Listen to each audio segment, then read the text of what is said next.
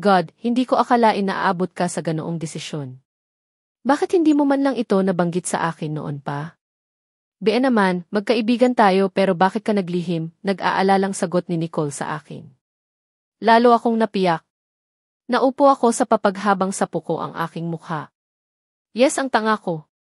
Ang tanga-tanga ko para magpadala sa bugso ng damdamin at pumayag sa alok sa akin ni Senyorito Jailord. Hindi ko alam, Nicole. Basta ang alam ko, wala na akong choice kundi pumayag sa alok niya.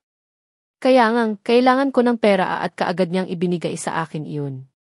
Wala na akong time na mag-isip dahil wala akong ibang gusto noon kundi ang mailabas si nanay at mabayaran ang bill niya sa hospital, sagot ko. Ngayon ko lang lubos na na-realize kung paano ko unti-unting sinisira ang sarili kong pagkatao. Walang hiya siya. Gagawa at gagawa talaga siya ng paraan para mahulog sa kanya ang babaeng gusto niyang mapaglaruan. Salbahe talaga ang taong iyon, galit naman na bigkas ni Nicole. Hayaan mo na. Nangyari na ang lahat at wala na akong magagawa pa kundi tangapin ang magiging kapalaran ko. Anumang oras, darating si Senyorito Jailord at wala akong choice kundi ang pagsilbihan siya dahil iyon ang nakasaad sa kontrata na pinirmahan ko, malungkot kong sagot sa kanya. Pilit kong pinapakalma ang sarili ko kahit na ang totoo, durog na ang puso ko. Hinawakan ko ang kwentas na nakalagay na sa lig ko. Ito lang ang tanging alaala na naiwan sa akin. For sure galing ito sa tunay kong mga magulang at siguro may kaya sila dahil nagawa akong kidnapin ng anak ni Nanay Martha noon. Sana lang dumating ang time na muling mag-cruise ang landas namin. Sana lang, hindi sila sumuko na hanapin ako kahit na ilang taon na ang nakalipas. Sana lang dumating na ang time na makita ko sila ulit at masabi sa kanila ang pait ng kalooban na nararamdaman ko ngayon. Sana isang panaginip lang ang lahat ng ito, sana. Hindi ako iniwan ni Nicole hangat hindi niya nasigurado na kalmado na ako. Halos maghapon din akong umiyak kaya kinagabihan, sobrang sakit ng ulo ko. Para akong lalagnatin kaya nagpasya na din si Nicole na dito muna sa bahay ko matutulog para masamahan niya daw ako. Bea, ano ngayon ang gagawin mo? Balita ko, wala si Senyorito Jailord sa hasyenda. May pagkakataon ka pang tumakas, magkatabi kaming dalawa ni Nicole na nakahiga dito sa higaang papag ng basagin niya ang katahimikan ng gabi. Tatakas? Paano ko matatakasan ang kagaya niya? Saan ako pupunta kung sakali, nag-aalangan kong sagot. Wala ka namang pagpipilian eh. Hindi para sa iyo ang lugar na ito at kailangan mo din mag-explore. Saka, bakit ayaw mong pumunta ng Manila? Wala na si Nanay Martha at wala nang dahilan para magstay ka sa lugar na ito, sagot nito sa akin. Manila? Bakit? Ayaw mo na ba akong makasama? Itinataboy mo na ba ako? Saka, ano ang gagawin ko sa Manila, nag-aalinlagan kong tanong. Gustong-gusto kitang makasama, Bea, palagi. Pero may choice ba ako? Mahal kita bilang kaibigan ko at ayaw kitang mapahamak sa mga kamay ni Senyorito Jailord, sagot naman ni Nicole. Hindi ako nakaimik. Kahit papaano, maswerte pa rin ako dahil nagkaroon ako ng isang mabait na kaibigan na kagaya niya na handa akong damayan. Malaki ang Manila at pwede kang makapagtago doon. Bea, tumakas ka habang maaga pa. Huwag kang pumayag na babuyin ka ng Jailord Montenegro na iyon, muling bigkas nito. Para naman akong biglang kinilabutan sa sinabi niya. Isipin ko palang na ikakama ako ng Jailord na iyon, tumatayo na pati balahibo ko sa aking batok. Gwapo nga ang taong iyon pero manyakis naman. Twice ko siyang nahuli na may kasiping na iba't ibang babae at parang hindi ko talaga kaya. Kung sa akin niya gagawin iyon. Pag-isipan mong maigi, Bea. Mapapahamak ka lang sa lugar na ito kung hindi ka kaagad aalis. Saka, walang dahilan para magdalawang isip ka, may pera ka pa naman, diba? Umalis ka na sa lugar na ito hangat may time ka pa, pangumbinsing wika ni Nicole sa akin. Wala sa sariling napabangon ako ng papag. Gulat din itong napabangon habang hindi inaalis ang pagkakatitig sa akin. Alam mo, Nicole, tama ka eh. Wala nang dahilan pa para magstay ako sa lugar na ito. Lalo lang akong malulugmok, seryoso kong sagot at kaagad na kinuha ang medyo may kalakihang backpack. Binuksan ko ang lumang kabinet at naglabas ng ilang pirasong damit. Teka lang, ngayon ka na kaagad aalis, nagtatakang tanong ni Nicole sa akin. Sinulyapan ko ito sabay tango. Ikaw na din ang nagsabi na hindi ako dapat magsayang ng oras sa lugar na ito. Aalis na ako ngayong gabi, Nicole, malungkot kong sagot sa kanya. Kaagad namang bumalatay ang lungkot sa mukha nito sabay tango. Hindi kita pipigilan sa desisyon mong iyan, Bea. Sige, mag-impact ka lang. Uwi muna ako para ipahanda ang jeep namin. Kami na ang maghahatid sa iyo sa terminal ng bus para makaalis ka kaagad, sagot naman ni Nicole at mabilis na lumabas ng bahay. Naiwan naman akong parang naupos na kandila na muling napaupo sa papag. Wala na nga sigurong dahilan pa para magstay. Tatakasan ko ang kontrata ko kay Senyorito Jailord at aalis ako sa lugar na ito. Iiwasan kong muling cruise ang landas naming dalawa dahil wala akong balak na tumupad sa kasunduang pinirmahan ko sa kanya. Tama si Nicole, malaki ang Manila at makakapagtago ako doon. Isa pa, umpisahan ko din na hanapin ang tunay kong mga magulang. Sobrang lakas ng kabog ng dibdib ko habang sakay ng jeep nila Nicole. Tinutotoo nito ang pangako niya sa akin kanina na ihahatid niya daw ako ng bus terminal. Dahil marunong naman mag-drive si Nicole, siya na din ang nag-drive dahil nagpapahinga na daw ang nanay at tatay niya. Ayaw niya na daw gisingin. Nicole, kinakabahan ako. Paano kung mahuli niya ako? Paano kapag malaman niyang tinakasan ko siya, hindi ko maiwasang bigkas? Namamawis na din ang palad ko dahil sa sobrang nerbiyos. Hindi pala ganoon kadali ang tumakas sa isang kasunduan. Lalabas na wala akong paninindigan at baka bintangan pa akong scammer. Mas nakakatakot kung sakaling. Tuluyan ka na niyang mabihag, Bea. Mas maganda na ito kapag nasa Manila ka na siguro naman hindi ka na niya basta-basta mahahabol doon. Basta mangako ka sa akin na mag-ingat ka, sagot naman ito. Alam kong pilit niyang pinapatatag ang kalooban ko pero natatakot pa rin ako. Para akong bibitain na ewan. Basta mahirap ang ganitong sitwasyon. Sana katulad mo ako na malakas ang loob. Pero salamat talaga sa tulong, Nicole, ha? Hindi mo lang alam kung gaano mo ako pinatatag sa mga sinasabi mo ngayon sa akin, sagot ko sa kanya. Kaibigan kita, Bea, at dapat lang nadamayan kita sa mga ganitong klaseng sitwasyon. Parang kapatid na ang turing ko sa iyo at wala akong ibang hangad kundi ang kabutihan mo, Bea, sagot naman ito. Parang may anong mainit na bagay ang biglang humaplos sa puso ko. Salamat tagala, Nicole. Pangako, kapag maging maayos na ang lahat, babalik ako sa lugar na ito. Babalitaan kita kung ano man ang maging kapalaran ko sa Manila, sagot ko naman. Tipid ng ngiti lang man ang naging sagot nito sa akin. Halos 30 minuto din ang naging biyahe namin bago kami nakarating ng bus terminal.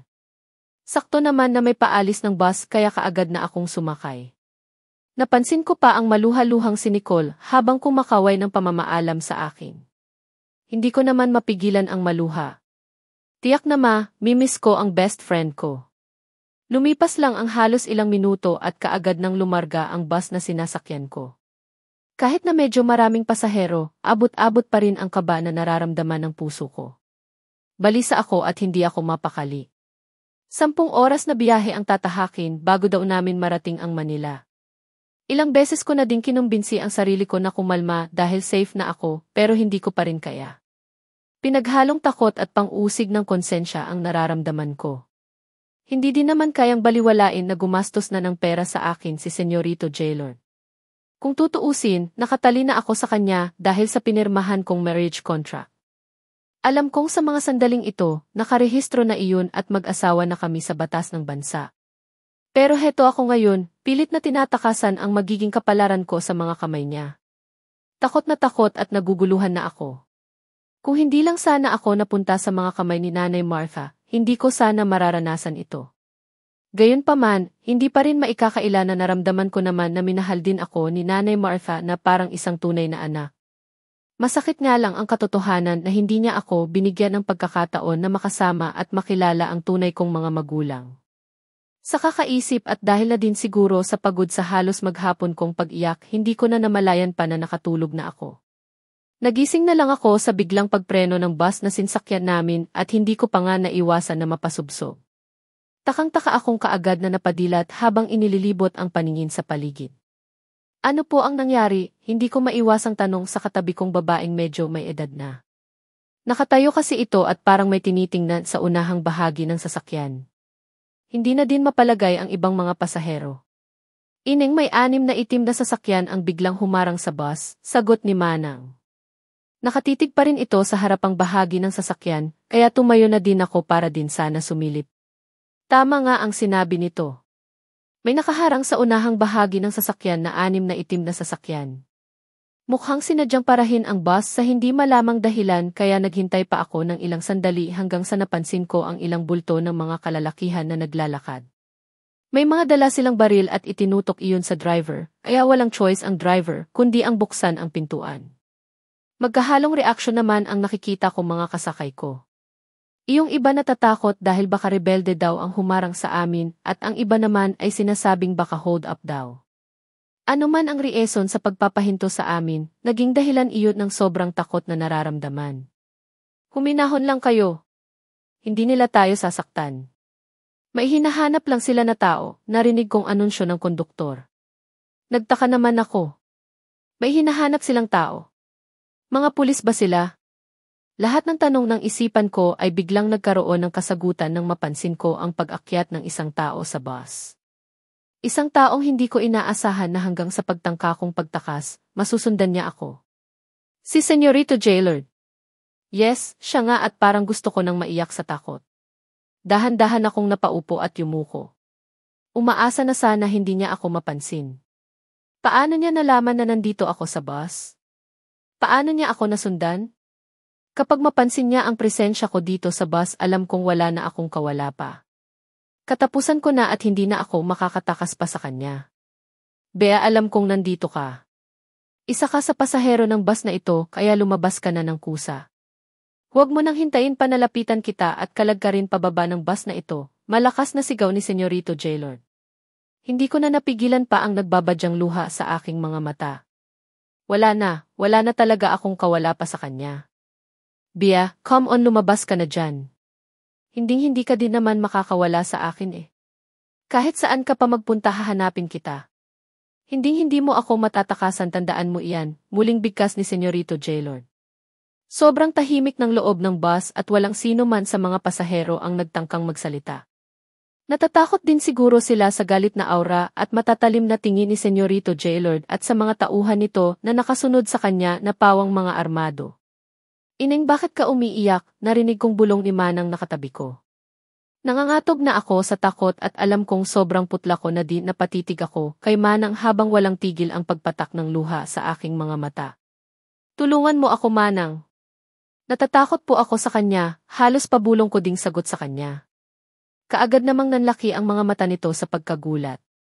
Sumulyap pa ito sa gawin ni Senyorito Jailord bago muli itong tumitig sa akin. Ikaw ba ang hinahanap niya? Kung ganoon, magtago ka. Yumuko ka at magkunwari kang tulog. Huwag mong ipakita ang mukha mo, Ineng, bulong nito sa akin. Kaagad kong sinunod ang sinabi nito at kaagad akong yumuko at tinakpan ko pa ng 2 kong kamay ang aking bibig para hindi makalikha ng ingay. Hindi ko kasi talaga mapigilan ang pag-iyak ko at iniiwasan kong marinig ni Senyorito Jailord kahit ang paghikbi ko. Bie, huwag mong ubusin ang pasensya ko, muling wika nito. Nasa malapit na ang kanyang boses at ang bawat paghakbang niya ay dinig na dinig ko na din, halos hindi na din ako humihinga dahil sa takot. Sino iyang nasa tabi mo, tanda? Kung pwede nga lang na maglaho na parang bula ay ginawa ko na sana nang muli kong marinig ang boses ni Senyorito sa halos tagiliran ko lang. Alam kong nasa tapat na siya ng kinaupuan ko. Alam kong anumang sandali, mahuhuli niya na ako at dito na din magwawakas ang kalayaan ko. Akwan, sir, anak ko siya, bakas ang pagkataranta sa boses ni Manang na sagot nito. Kahit na ngayon lang kami nagkakakilala, naniwala siya sa akin at nagtangka pa rin siyang iligtas ako. Really? Anak mo? I don't think so. Galit ang boses na sagot ni Senyorito Jailord, kaya hindi na nakasagot si Manang. Natakot na din siguro. Bie. Masyado ng maraming oras ang nasayang sa akin. Tumayo ka na dyan at sumama ng matiwasay kung ayaw mong pasabugin ko ang bungo nitong katabi mo, pagbabanta ni Senyorito Jailord. Halos sumigaw na ito sa galit kaya kaagad akong napaangat ng tingin. Hindi kaya ng konsensya ko na may ibang taong mapahamak dahil sa akin. Ayos na ako na lang ang magdusa kaysa may inosenteng ibang tao ang madamay. No. Sasama na ako sa iyo. Huwag ka nang magalit please, sasama na ako, umiiyak kong bigkas. Halos magsama na ang uhog, luha at pawis ko sa kakaiyak. Natigilan naman ito at sininyasan nito sa manang na tumayo muna para makadaan ako. Hindi na sumagot si Senyorito Jailord bagkos mahigpit akong hinawakan ito sa kamay. Halos hilahin niya ako pababa ng bus kaya hindi na ako nagpumiglas pa. Natatakot kasi ako sa posible niya pang gawin hindi lang sa akin, kundi pati na din sa mga kasabayan kong pasahero. Ineng, iyong mga gamit mo, narinig kong sambit ni Manang nang malapit na kami sa pintuan ng bus. Sumunod pa ito at pilit na iniabot sa akin ang backpack ko, pero halos buhatin na ako ni Senyorito Jailord pababa ng bus.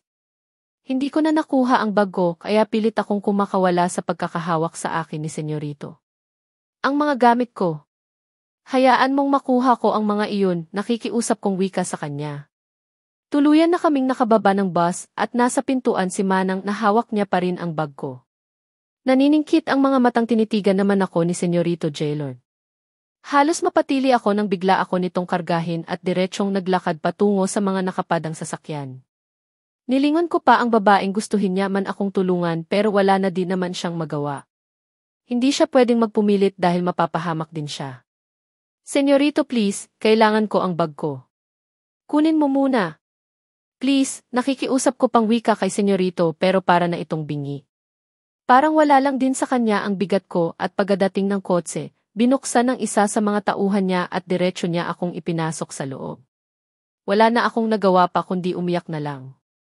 Wala na akong kawala pa sa kanya at kahit na ano gawin ko pa, walang sino man ang magtangkang tulungan ako.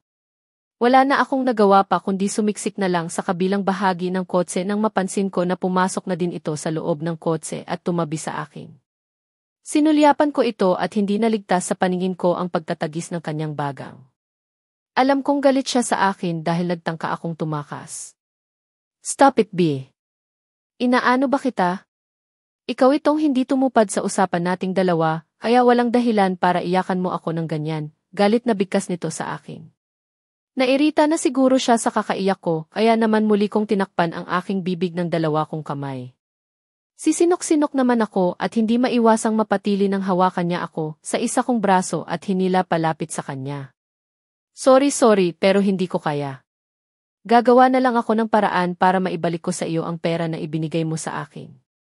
Huwag mo lang ako gawa ng masama. Umiiyak kong wika habang patuloy na nagpupumiglas sa kanya. Nakakulong na kasi ako sa mga bisig niya, kaya lalo akong nagpanik. Be listen. Stop it. Hindi ako ganoon kasamang tao para gumawa ng bagay na labag sa kalooban mo. Tahan na. Tahan na sweetheart, narinig ko na namang bigkas niya at pilit niya akong pinapakalma. Naramdaman ko pa ang paghaplos ng isa niyang palad sa basang-basa na ng pawis kong likuran. Kung titinganan, para na siguro akong bruha. Alam kong magang-magana ang mga mata ko sa kakaiyak at basang-basa na din ng pawis ang damit ko. Hindi ko alam kung ano itong bigla kong nararamdaman pero parang musika sa pandinig ko ang sinabing iyon ni Senyorito Jailord. Isa pa, tinawag niya din akong sweetheart na first time kung narinig sa tanang buhay ko at mula pa talaga sa kanya na alam kong posibleng siya din ang magiging dahilan ng pagkasira ng kinabukasan ko. Ramdam ko din sa kanya na pilit niya akong pinapakalma. Natakot ako kanina dahil sa galit na nakikita ko sa kanyang mga mata pero parang biglang nagbago naman ngayon. Siguro dahil sa binitiwan niyang salita. Pero sana lang sincere siya sa sinabi niya sa akin kanina na hindi siya gagawa ng bagay na wala namang approval mula sa akin. Dahan-dahan akong kumalas sa pagkakayakap sa kanya. Naiilang kasi ako sa naramdamang init mula sa kanyang katawan. First time ko ding nakipagyakapan sa isang lalaki sa tanang buhay ko. Pinilit ko ang sarili ko na huwag nang umiyak bagkos pasimple ko pang pinunasan ang luha sa aking mga mata. Huminga ako ng malalim at muling itinoon ang paningin ko sa labas ng sasakyan.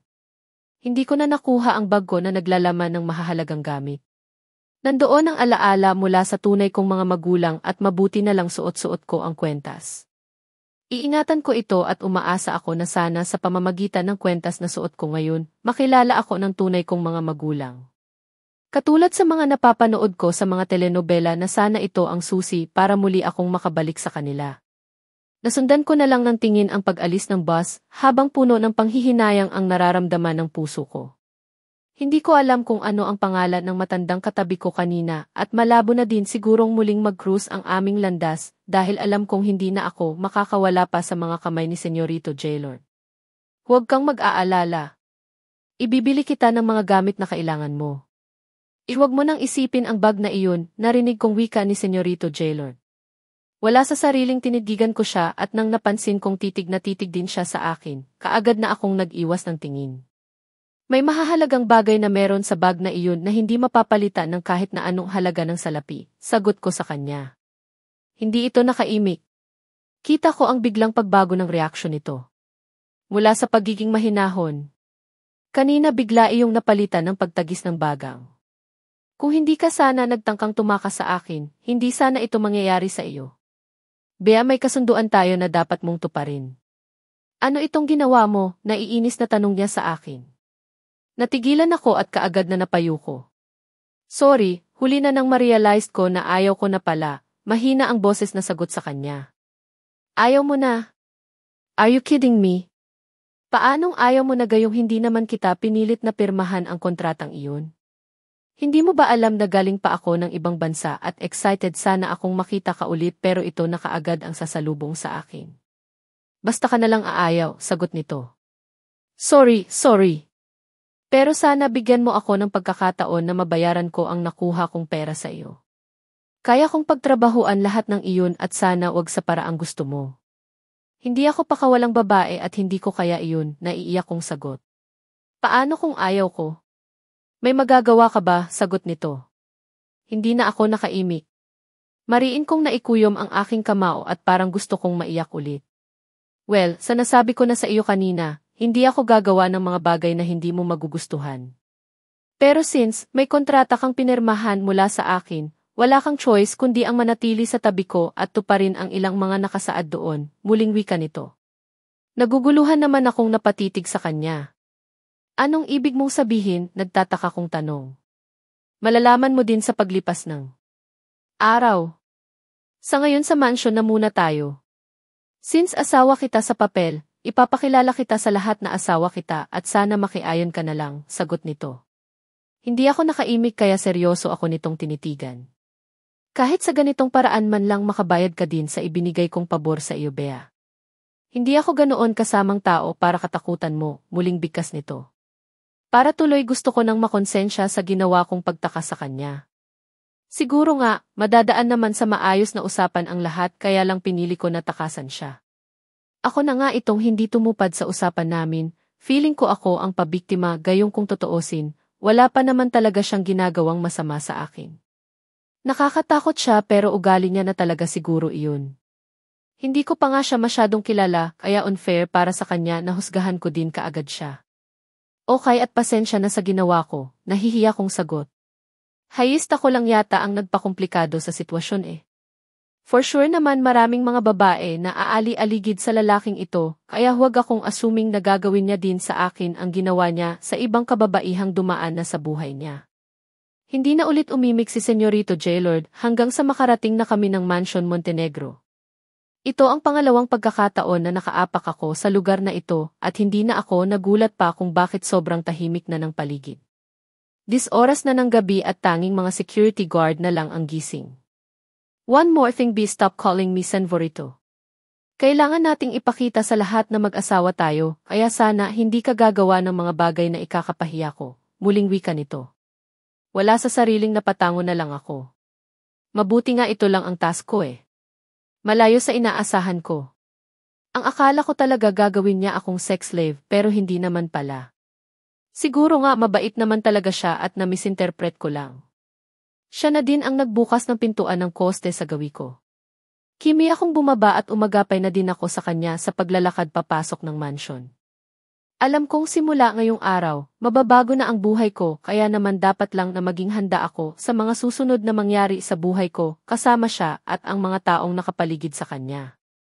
Kinakabahan man, pinilit ko na lang ang sarili ko na magtiwala kay Senyorito Jailord.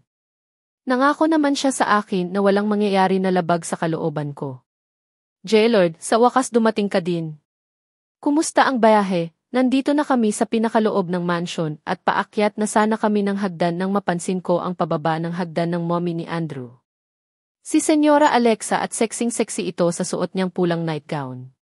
Ang alam ko, wala pang 40 years ang edad nito, kaya kung manamit akala mo dalagang-dalaga pa.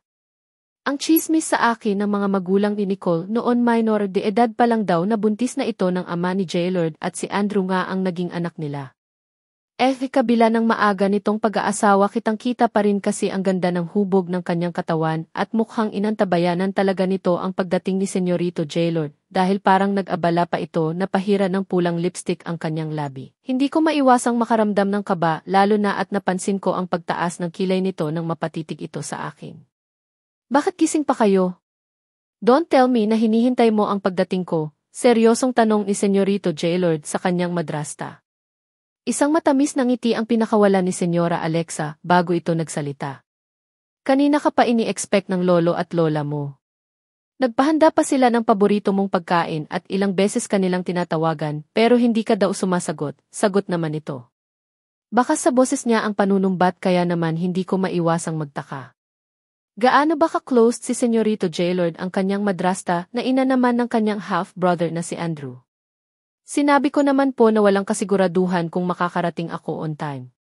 Gabi na at bumalik na kayo sa kwarto nyo, malamig na sagot ni Senyorito Jaylord dito. Hindi nakaligtas sa paningin ko ang kaagad na pagsimangot nito at muli akong tinitigan.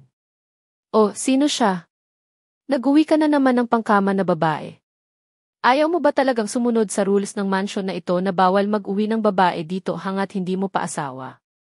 Jaylord naman, tiyak na mapapagalitan ka na naman ang daddy mo pati na din ang lolo at lola mo. Halata ang disgusto sa boses Senyora Alexa habang sinasabi ang katagang iyon.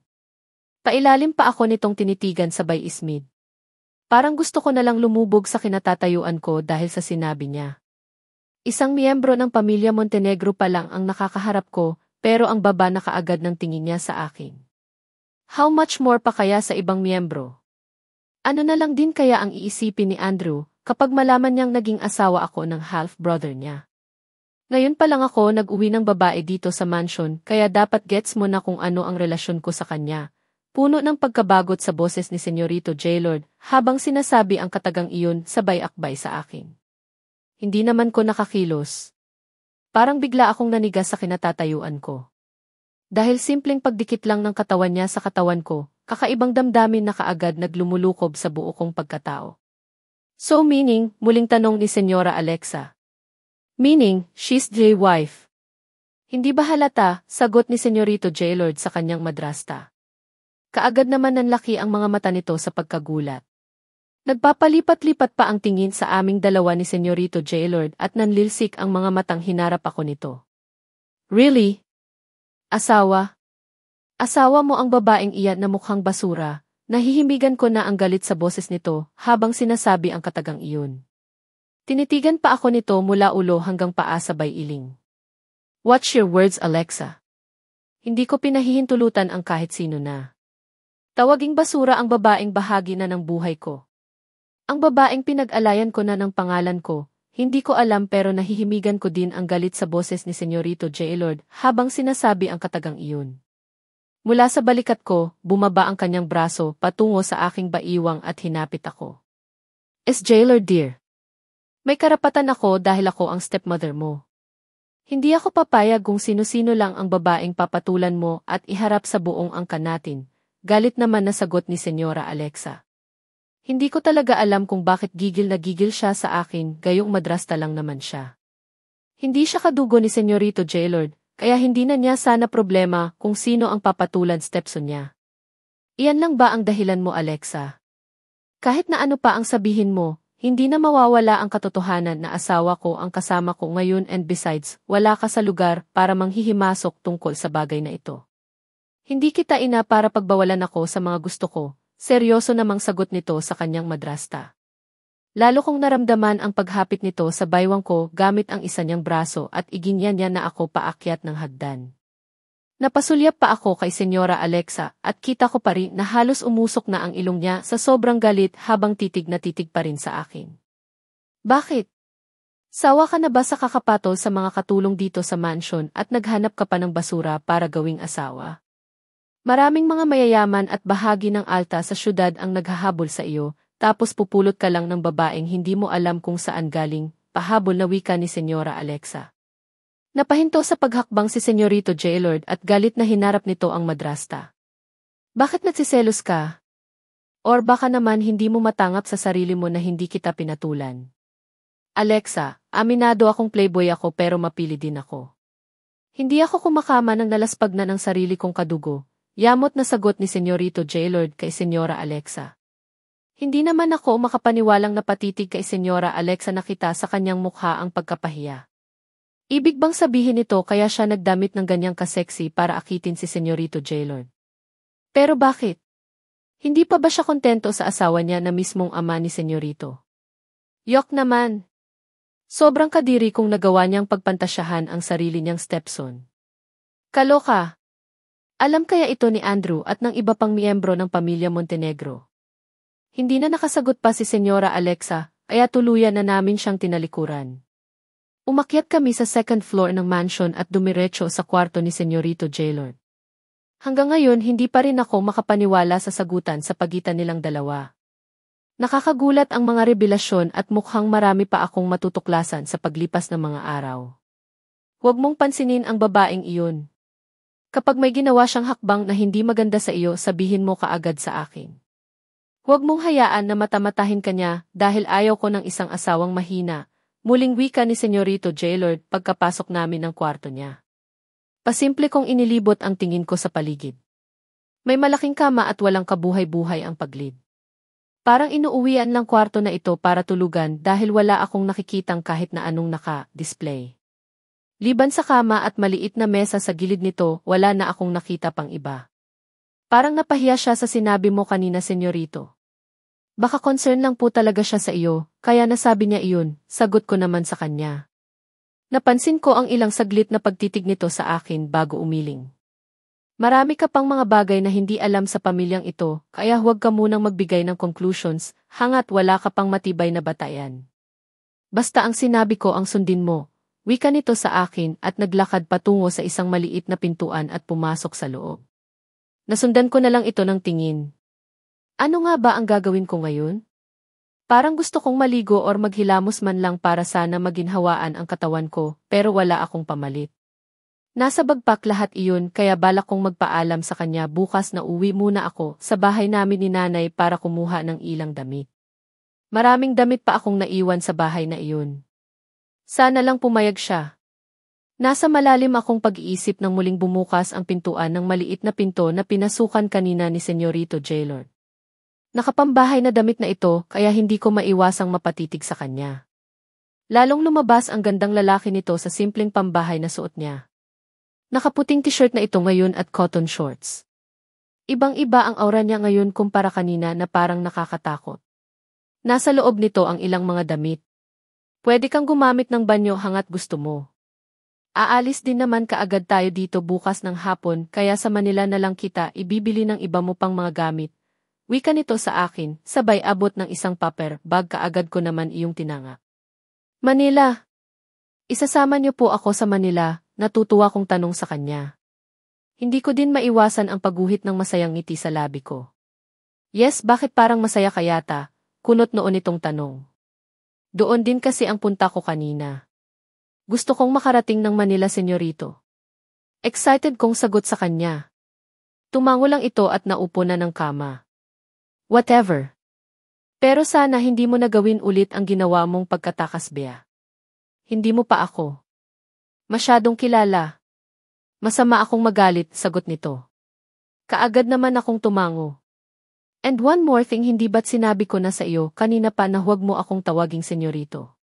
Ipapakilala kita sa lahat ng mga tao dito sa mansion pati na din sa lahat ng mga kakilala ko bilang asawa ko kaya aasahan ko na hindi mo ako ilalaglag, Bea, sagot nito. At ubili naman akong tumango. Nakalimutan ko ang sinabi niya. Senyorito ng senyorito pa rin ako kanina pa sa kanya. Buti na lang hindi niya ako nasigawan. Simula ngayong gabi, pipilitin ko talaga ang sarili ko na tawagin siya sa pangalan niya. Para naman matuwa siya sa akin. Pasensya na. Nakalimutan ko, sagot ko sa bayu ko. Sige na gawin mo na kung ano man ang evening routine mo. Kung ano man ang nakikita mo sa loob ng banyo, pwede mong gamitin lahat iyon, muling wika nito sa akin at nahiga na ng kama. Tumango ako kahit na alam kong hindi niya naman nakikita at mabilis na akong naglakad patungo ng banyo, bit-bit ang paper bag na bigay niya sa akin kanina. Pagdating ng banyo, saglit pa akong namangha sa nakita ko. Malaki pa yata sa bahay namin ang loob nito. Nagsusumigaw din ang karangyaan at parang gusto ko na lang tumabay dito sa loob kaysa lumabas at muling makasama si Jaylord. Inisa-isa ko munang tingnan ang paper bag na ibinigay niya sa akin kanina. Hindi ko maiwasang mapangiti nang makita ko ang ilang pirasong mga damit pati na din mga andis. Halatang bago pa at mamahalin. Mukhang sakto naman sa akin ang size, kaya walang problema. Inilabas ko ang terno na pajama at blouse para isuot mamaya. Disente tingnan kaya alam kong hindi nakakahiya kapag humarap ako kay Senyorito Jaylord. Nag-half bath lang naman ako at ginamit ang nakita kong imported na body wash. Sobrang bango kaya kaagad akong nakaramdam ng kapayapaan ng isipan habang naliligo. Patuloy akong aasa na walang mangyaring masama sa akin mula sa mga kamay ni Jaylord. Mukhang gentleman naman siya at kahit 2 beses ko siyang nahuli na nakikipag-sex sa 2 magkaibang bae, aasa ako na hindi niya gagawin sa akin iyon. Pagkatapos kong gumamit ng banyo at makapagbihis, dali-dali na din akong lumabas. Naabutan ko si Jaylord na abala sa kanyang cellphone at nang maradama niya ang presensya ko, kaagad itong nag-angat ng tingin. Nagugutom ka ba? Gusto mo bang kumain muna bago matulog? Kaagad na tanong nito. Umiling ako kahit na sa totoo nakakaramdam ako ng pagkalam ng sikmura. Wala akong maayos na kain maghapon dahil sa kakaiyak sa natuklasan ko sa tunay kong pagkatao, pero parang mas gusto kong matulog na muna at makapagpahinga. Ngayon lang lubos na naramdaman ng katawan ko ang pagod-dala ng stress sa maghapon. Okay, dyan ka na pumwesto sa kabilang bahagi at dito ako. Matulog ka na, wika nito sa akin at muling itinoon ang kanyang buong atensyon sa kanyang cellphone. Kimi akong naglakad patungo sa kabilang bahagi ng kama at naupo. Napasulyap pa ako kay Jaylord at nang mapansin ko na parang wala naman itong pakialam sa akin, nakahinga ako ng maluwag. Ibig lang sabihin, hindi siya attracted sa akin at baka nga kailangan niya lang ako para ipaalam sa lahat na nag-asawa na siya. Kung ano man ang dahilan niya, wala na siguro akong pakialam pa. Kinaumagahan. Nagising ako sa mahinang tapik sa aking pisngi. Dahan-dahan akong nagmulat ng aking mga mata at kaagad na tumampad sa paningin ko ang mukha na Senyorito Jaylord. Gising na, Bea. Kumain ka muna ng agahan bago mo ituloy ang tulog mo, wika nito sa akin. Dahan-dahan akong bumangon ng kama habang naghihikab. Pasensya na po. Napasarap ang tulog ko, nahihiyang sagot ko sa kanya. Imagine, unang gabi na magkasama kami pero nagawa kong matulog ng mahimbing. Ni hindi ko man lang naisip na baka hindi siya tumupad sa usapan namin at gawan niya ako ng masama. Sa bagay, mukhang mali ang naging unang impresyon ko sa kanya. Mabait naman pala siya dahil kung hindi baka kagabi niya pa ako nagawa ng masama. Mag-ayos ka na muna at sabay na tayong bababa ng dining area, sagot nito at bahagyang lumayo at naglakad patungo sa may bintana. Hinawi niya ang makapal na kortina at kaagad na bumaha ang liwanag sa buong paligid. Tanghali na yata at sobrang late na akong nagising. Pasensya na po, Senyorito. Wala sa sarili kong sagot. Kunot noo ako nitong nilingon at mabilis ako nitong nilapitan. Anong sabi mo? Bea, please. Huwag mong kalimutan ang bilin ko sa iyo. Don't call me Senyorito, naiinis na sagot nito. Kaagad naman akong nakaramdam ng guilt. Sorry po. Nakalimutan ko. Jaylord pala. Tama, Jaylord, taranta kong sagot. Isang malakas na buntong. Hininga ang pinakawalan nito bago sumagot. Good. Baliwalang sagot nito at muling naupo ng kama. Mabilis naman akong naglakad patungong banyo para maghilamos muna at makapag-ayos ng sarili. Nakakahiya dahil kailangan niya pa akong hintayin. Hindi na ako nag-abala pang magpalit ng damit. Maayos naman itong suot ko at komportable ako. Mamaya na lang siguro ako magpalit ng panibagong damit kapag nakaligo na ako. Sayang kasi. Hindi pa naman marumi itong suot-suot ko. Tahimik lang akong nakaagapay kay Jaylord pagkalabas namin ng kwarto. May mangilan-ngilan kaming nakakasalubong ng mga kasambahay at lahat sila ay takang-taka na napapatitig sa akin. Baka iniisip nila na isa ako sa mga babaeng parausan ni Jablord. Hindi ko na lang pinansin at itinoon ko na lang ang paningin ko sa nilalakaran namin. Matiwasay kaming nakarating ng dining area.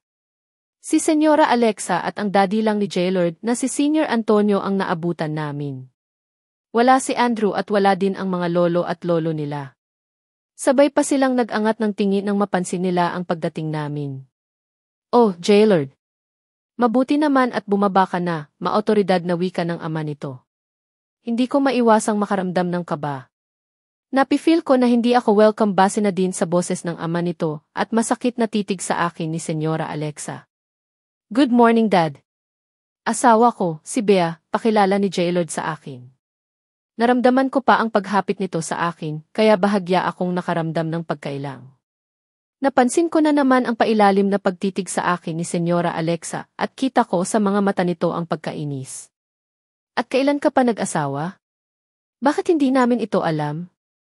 Dumadagundong ang galit na boses ni Senyor Antonio sa buong paligid. Tumayo pa ito at seryosong hinarap ang anak. Hindi ko naman maiwasan na mapakapit ng mahigpit kay Jaylord. Kung magmura ang madrasta nito, mas nakakatakot ang ama niya. Dad, nakalimutan niyo na yata na nasa tamang edad na ako para magdesisyon sa sarili ko. Kayo na din ang nagsabi sa akin na malapit nang mawala sa kalendaryo ang edad ko at kailangan ko ng mag-asawa. Kung mataas ang boses ni Senyor Antonio, mas mataas ang boses ni Jaylord. Hindi ko tuloy maiwasan na mapalunok ng sarili kong laway. Sinabi ko iyan pero kami ang magdedesisyon kung sinong babae ang aasawahin mo. Alam mo naman siguro na may kasunduan kami ni Mayor Baltazar at ang pagsang-ayon mo na lang ang hinihintay namin para maikasal kayo ng anak niyang si Monica. Galit na sagot naman ni Senyor Antonio. Really? Hanggang ngayon pa ba naman gusto niyo pa rin pakialaman ang buhay ko? Bakit dad pinapakialaman ba kita noong mga panahon na iniwan mo si Mommy at ipinagpalit sa iba? May narinig ka ba sa akin? Galit naman na sagot ni Jaylord. Kaagad namang naningkit ang mga mata ni Senyor Antonio at mabilis na sinugod ang anak at binigyan ng malakas na sapak sa panga. Hindi ko naman maiwasang mapatili dahil sa gulat at mabilis na napayakap kay Jaylord. Tama na po. Huwag niyo po siyang saktan, naiiyak kong wika. Ganito ba talaga ang pamilyang ito? Ang aga-aga nagtatalo na sila. Mayaman nga sila pero hindi naman nagkakasundo. Huwag kang sumabat sa usapan dahil hindi ako sang-ayon na ikaw ang aasawahin ng anak ko, nanlilisik na bigkas ni Senyor Antonio sa akin. Natatamimi naman ako at lalong nakaramdam ng takot. Parang gusto ko nang umalis sa lugar na ito. Feeling ko magkakaroon ako ng nervous breakdown kapag magtagal pa ako sa mansion na ito. Huwag niyong pagsalitaan ng ganyan ang asawa ko, Dad. Magkaroon ka ng kaunting respeto sa kanya dahil siya ang pinili ko na pag-alaya ng pangalan ko. Naiinis na saway ni Jaylord sa ama. Respeto. Huy! Ang respeto ay binibigay lang sa mga kauri natin, galit na wika nito sa kanyang anak. Hindi ko na maiwasan ang maluha. Porket mahirap hindi na makakatanggap ng respeto mula sa kanilang mga mayayaman?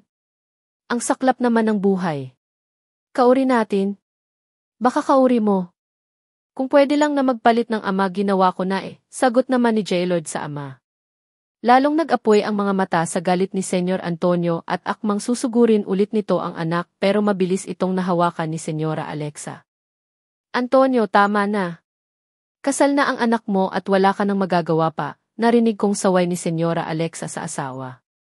Napatayo na din ito at hinawakan ang galit na asawa.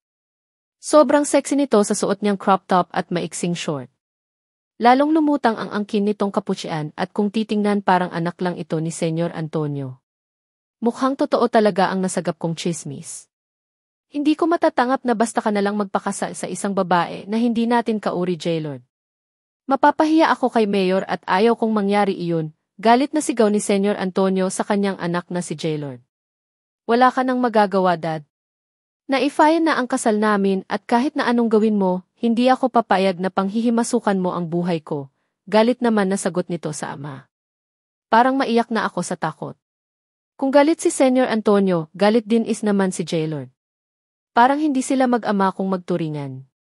Pwes, ano ang ginagawa ng pera? Mag-file ka ng divorce at hiwalayan mo ang babaeng iyan. Wala naman siyang pinagkaiba sa mga babaeng dumaan sa buhay mo, di ba?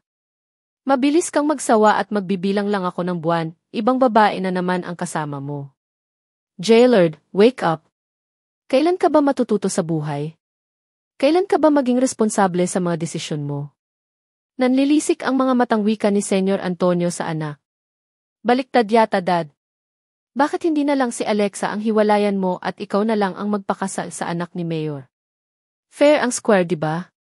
Total naman mahilig ka sa mga batang babae, nang uyam na sagot ni Jailord sa ama na siyang dahilan kung bakit muli sana nitong susugurin ang anak pero hindi ito makawala sa mahigpit na pagkakahawak ni Senyora Alexa. Bastos ka. Iyan ba ang natutunan mo sa walang kwenta mong ina? Sinabi ko sa kanya na ako magpalaki sa iyo pero tumangi siya. Ayan lumaki kang walang modo, galit na sigaw ni Senyo Antonio sa anak. Para na itong demonyo dahil pulang-pula na ang mukha pati tainga at nanlilisik ang mga mata. Pigil ko na ang sarili ko na maiyak dahil sa mga nakikitang eksena. Parang mas okay na yata na mabuhay ng mahirap na may peace of mind kaysa naman ganito na magkadugo pero parang mortal na makaaway. Ang ganda ng mansion pero bulok naman pala ang mga nakatira dito sa loob. Talaga lang ha? Iyong ina ko pa ang may kasalanan sa lahat ng mga nangyari sa buhay natin. Baka naman nakalimutan mo na ikaw ang nagloko kaya tayo nagkakawatak-watak, mapaklang sagot ni Jailord sa ama. Matagal nang nangyari iyon at hanggang ngayon hindi mo pa rin nakakalimutan? Huwag mong kalimutan na ako pa rin ang ama mo, kaya umayos ka, Jailord. Galit na sigaw ni Senyor Antonio.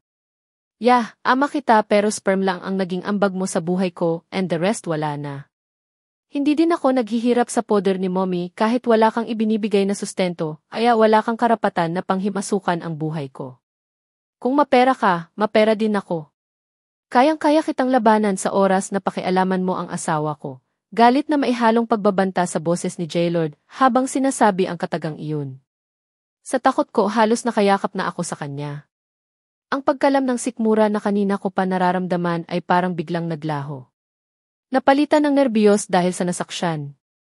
Abat, ang yabang mo ah. Kung hindi pera ang habol mo sa akin, ano ang ginagawa mo sa lugar na ito? Galit na sagot ni Senyor Antonio sa anak. Parang hindi talaga siya ama kung umasta. No wonder na wala ding respeto sa kanya ang anak niya. Hind marunong magdala. Kung ituring niya ang anak niya akala mo paslit kaya hindi na ako nagtataka pa kung bakit ganito kung sumagot-sagot si Jailord sa kanya. Nandito ako dahil sa request nila lolo at lola. Ang dad, anong yaman ang sinasabi niyo? Ni hindi mo nga kayang magbukod para buhayin ang pamilya mo eh. Nakadikit ka pa rin dito sa mansion at umaasta na ikaw ang hari. Galit na sagot ni Jailord sa ama at mabilis akong iginya palabas ng dining area. Parang hindi ako makahakbang dahil ramdam ko ang panginginig ng tuhod ko at ang matalim na titig ng mag-asawa sa amin. Grabe, ano ba itong napasukan ko? Bakit bigla akong nasangkot sa ganito kalaking gulo? Pasensya ka na. Dadalhin na lang kita sa labas para kumain, wika ni Jailord sa akin. Hindi na ako nakaimik pa. Hanggang ngayon, parang umaalingaw pa rin sa pandinig ko ang sagutan nila ng ama niya. Jailord. Apo, nandito ka. Pareho kaming napahinto sa paghakbang nang marinig namin ang boses ng isang matandang babae mula sa likuran namin. Sabay pa kaming napalingon at kaagad na sumalubong sa amin ang mukha ni Doña Esmeralda. Good morning la, kaagad na bati ni Jailord. Binitiwan niya ako at mabilis na nilapitan si Doña Esmeralda at nagmano. Kita ko ang kislap ng tuwa sa mga mata ni Doña Esmeralda habang nakatitig sa kanyang apo. Mukhang magkasundo naman ang lola kaya wala naman siguro akong dapat na ipag-aalala. Apo, kagabi pa kita hinihintay. Buti naman at naisip mong dumalaw dito sa mansion. Bakas ang tuwa sa mukha ni Doña Esmeralda habang masayang hinalikan sa pisngi ang kanyan apo na si Jailord.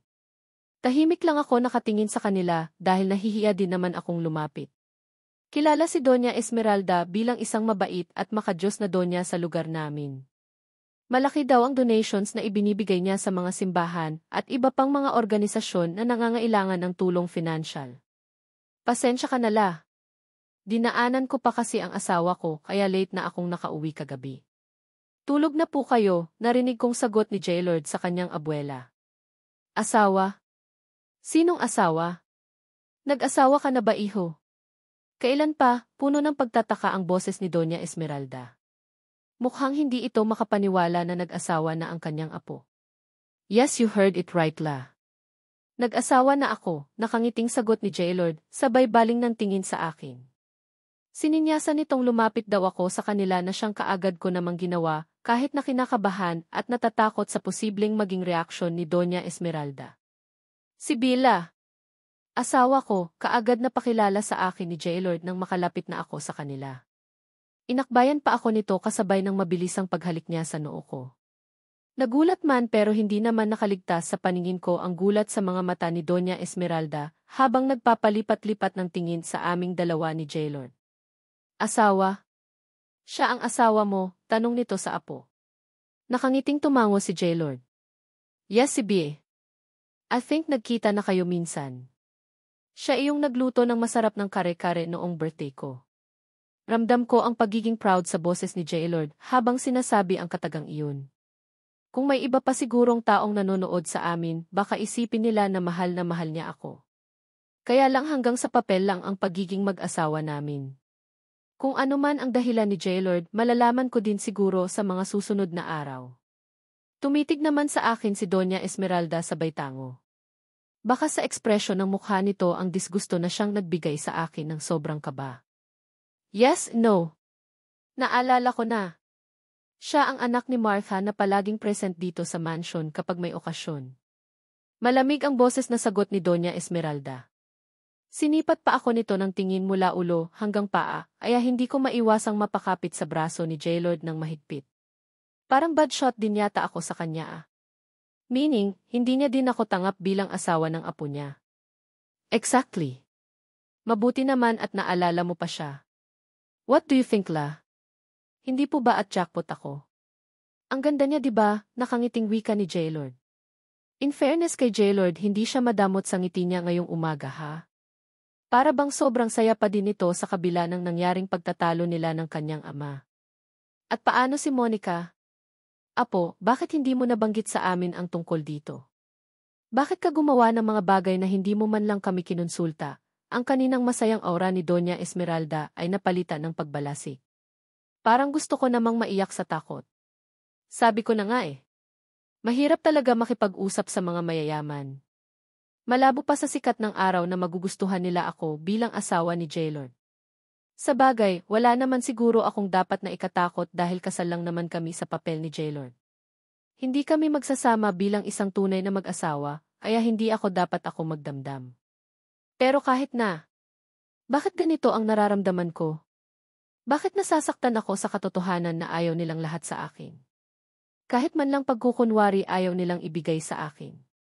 Kahit ngayong araw lang. La naman. Bakit kailangan pang isingit si Monica?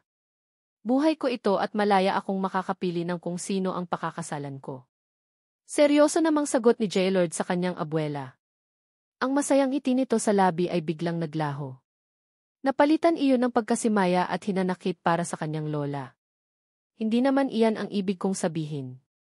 Hangat maari iniiwasan ng pamilya natin na makatagpo ka ng babaeng gold digger. Paano na lang kung pera lang ang habol niya sa iyo? Jaylord apo, wag mong masamain ang sinabi ko sa iyo ngayon. Hindi porket nagpahayag ako ng pagkadis, gusto sa babing napili mong pakasalan, masama na akong lola. Wala akong ibang hangad kundi ang maayos mong kinabukasan, kaya sana naman sa pagkakataon na ito makinig ka naman sa akin. Seryosong sagot ni Doña Esmeralda. Katulad kay Senyora Alexa at Senyor Antonio, lumabas din ang pagiging matapobre nito. Buti na lang talaga at sa papel lang kami mag-asawa ni Jaylord, kung hindi masasaktan talaga ako ng todo sa mga ipinapakita nila sa akin ngayon. Hindi gold digger si Bila. Siya ang pinili kong maging asawa dahil alam ko sa sarili ko na siya ang babaeng para sa akin, giit ni Jaylord. Pilit nitong pinapaintindi sa kanyang lola ang sitwasyon. Naguguluhan ka lang apo. Ano ba ang pinakain ng babaeng iyan sa iyo at bakit siya pa? Maraming mga mayayaman dyan na babae na naghahabol sa iyo, pero bakit mas pinili mo ang isang hampas lupa at walang kwentang babae? Hindi ako papayag. Hiwalayan mo siya kung hindi habang buhay kitang hindi kikibuin. Ang kaninang pilit na nagpakahinahon na Donya ay tuluyan na itong sumabog. Hindi ko na naiwasan pa ang pagpatak ng luha sa aking mga mata. Ito na yata ang pinakamasakit na salita na narinig ko mula sa ibang tao. Porket mahirap ako pagbibintangan nila akong gold digger. Hindi yata ako makakatagal sa ganitong setup. Mas mabuti pa sigurong sundin na lang ni Jaylord ang mga kapamilya niya. Hayaan niya na akong makaalis sa buhay niya para wala ng gulo total, wala namang feelings na involved sa marriage contract na pinirmahan namin. Magkasama kami ngayon dahil sa kontrata at wala ng iba. Ikaw babae. Alam kong pera lang ang habol mo sa apo. Magkano ba ang kailangan mo para layuan mo si Jaylord? Hindi ko na napigilan pa ang mapahagulhol ng iyak dahil tulad na akong dinero ni Doña Esmeralda. Enough! Hindi ko dinala dito si Bea para insultuhin niyo ng ganito. Kung hindi niyo siya matanggap, so be it. Wala akong pakialam kung tuluyan niyo man akong itakwil sa pamilyang ito, galit naman ng saway ni Jaylord sa kanyang abuela. At mas kakampihan mo pa ang babaeng iyan kumpara sa amin ng kadugo mo. Jaylord, nakalimutan mo na yata na dugo ng mga Montenegro ang nananalaytay sa iyong ugat at kahit na ano pa ang sabihin mo. May karapatan kami na panghimasukan ang buhay mo dahil ano na lang ang sasabihin ng mga nakakakilala sa atin na ang isang miyembro ng pamilya Montenegro ay pumatol sa isang hampas lupa. Galit na sigaw ni Doña Esmeralda. Hindi ko na mapigilan pa ang mapahikbi. Kung hindi lang siguro mahigpit na nakahawak sa akin si Jaylord, baka kanina pa ako nag-walk out. Sobrang sakit na kasi talaga ang binitiwan niyang salita. Hindi ka tangap-tangap. Lapati ba naman ikaw makikialam sa buhay ko? Kung alam ko lang na ito ang mangyayari, hindi na sana ako umuwi dito. Hindi ko na sana dinala si Bea dito, galit na sagot ni Jaylord sa abuela niya. Hindi naman ako makapaniwala na nagawa niya pa akong kampihan. Ipinagtanggol niya ako sa daddy niya tapos ngayon sa lola niya naman. Hindi ko alam kung ano ba talaga ang plano niya sa akin. Kung totoo ba talag ang mga sinasabi niya at walang halong pagkukunwari. Baka mamaya ginagamit niya lang pala ako para matakasan ang gusto ng pamilya niya na maikasal siya kay Monica. Jaylord, kapakanan mo ang iniisip namin. Hindi kami kontrabida sa buhay mo. Kung si Monica ang pinakasalan mo, wala kang maririnig sa amin. Mas bagay kayo ni Monica dahil siya ang nag-iisang tagapagmana ng lupain nila at mas lalong titibay ang ugnayan sa pagitan ng dalawang pamilya kung tuluyan na kayong maitali sa isa't isa, paliwanag ng Donya sa kanyang apo. Kaagad namang umiling si Jaylord. So it's about money. Nirerespeto ko ang pamilyang ito pero nakalimutan niyo na po siguro na may sarili akong buhay. May mga negosyo ako sa Manila at hindi ko kailangang magpakasal sa babaeng mapera. Kaya kong kumita sa paraang gusto ko na hindi na kailangan pang ibenta ang puso ko sa babaeng hindi ko naman gusto, seryosong sagot ni Jaylord. Kaagad namang napahawak ang Donya sa kamay ni Jaylord. Hindi ito tungkol sa pera. Tungkol ito sa pagiging magkaibigan ng dalawang pamilya. Jaylord, ikaw ang panganay naming apo.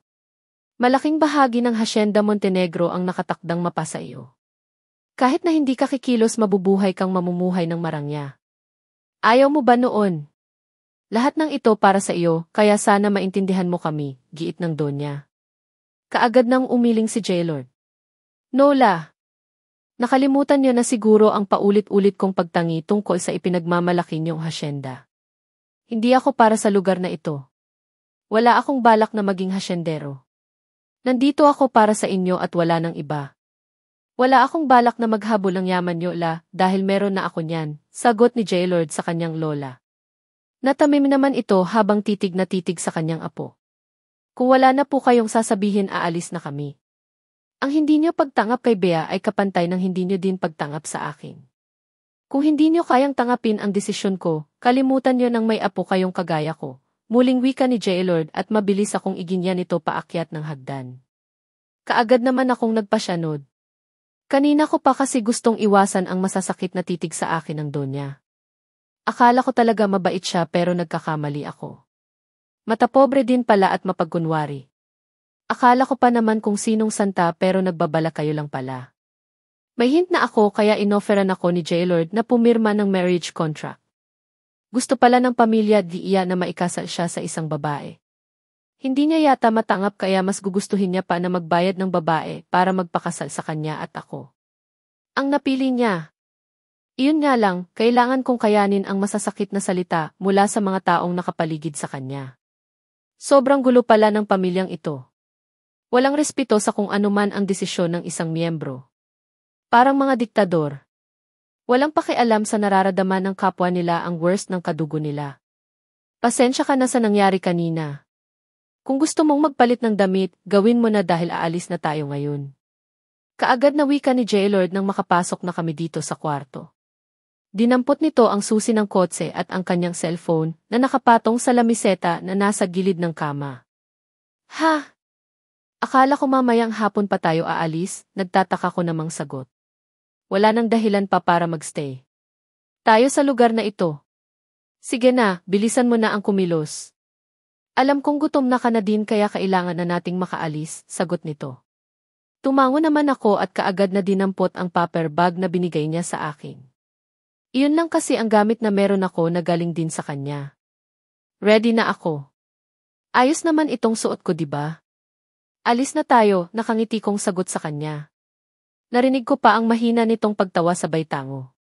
Okay, kung nagmamadali ako parang mas nagmamadali ka. Let's go, nakangiti nitong sagot. Kaagad naman akong tumango. Gutom na kasi ako sagot ko sa kanya sabay hawak ko sa aking tiyan.